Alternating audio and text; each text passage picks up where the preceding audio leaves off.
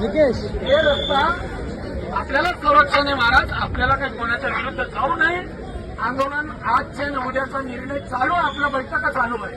मी रोज चॅनलवर देतोय. मी राष्ट्रीय प्रचारक आहे म्हणून आपल्याला मीडियावरून आपल्याला चालूच आहे आपलं मीडियावर. म्हणून आपण इथे थांबू नका. ते आपल्या सुरक्षाला आहे. एक अर्धा मारामारी करून टाकले पागलसारखे खेड्यावर कुठले बी